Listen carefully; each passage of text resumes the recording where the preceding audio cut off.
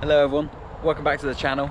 Today, something different, nothing's broken this week, so we're going to do 5 things I don't like about my Honda Civic. Right, number 1, the seats. These really don't provide a lot of support. They've got a bit here, but there's nothing really structural. I mean, you can see the base as well. I'm going to be swapping these out in a future video, something a bit more comfortable, maybe a bit more sporty, if I do turn this into a bit of a track car. So that's number 1, the seats. Number 2, lack of mod cons. We've got the electric mirrors, electric sunroof, electric windows. It does have an immobilizer as well, but we don't have remote central locking, we don't have aircon, we don't have an outdoor temp sensor. I know these are a bit pedantic, but when you've come from a more modern car that has them, they're quite nice, you know. There's no cup holders. Where's my bloody Costa gonna go? So we do have a radio, it's got DAB, aftermarket obviously. The speakers actually sound pretty good, quite good clarity. I think they're Pioneers all round. No reason to believe they're not standard. But there we go. Number 2, mod cons. Number 3, the smell. Bit of a weird one. Previous owner more than the car. But I think bits like this, where they've been damp, these bits of wood, the carpets obviously need a good old cleaning. This bit of wood's been damp and obviously morphed out of shape as well.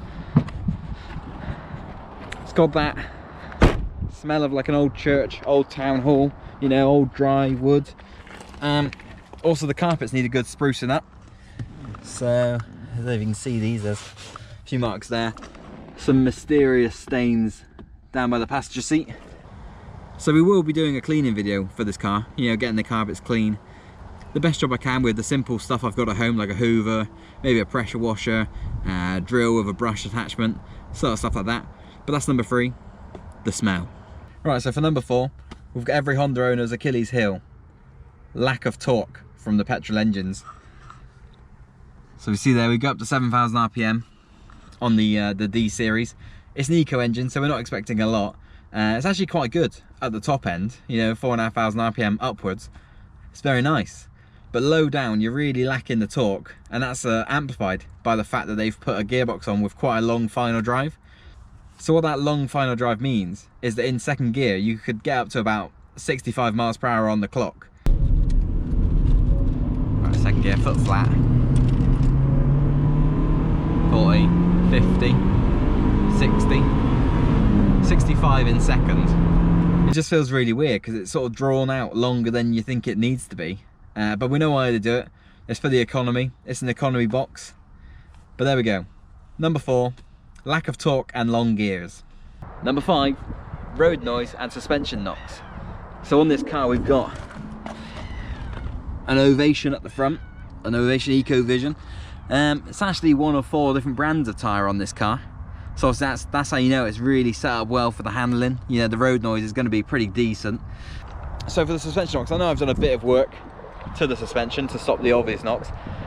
It still just feels like the bushes need renewing. Even though they look okay, they all make an awful lot of noise when you go over bumpy roads, which in the UK here, quite common. It's really hard to get on video, that actually, because the GoPro actually dulls out a lot of the noises. But there we go. Number 5, road noise, partly my own fault for having 4 budget tyres on the car, 4 different budget tyres, and suspension knocks. Because it's an old car, 106,000 miles, we'll be addressing that in a later video. Thanks for watching today, guys. That was the top 5 things I don't like about my Honda Civic. Obviously these are specific to my car. Not all cars will smell like an old church. But if they do, hopefully we'll have a cleaning video and we'll be able to help you out. Thanks for tuning in, guys. See you next time.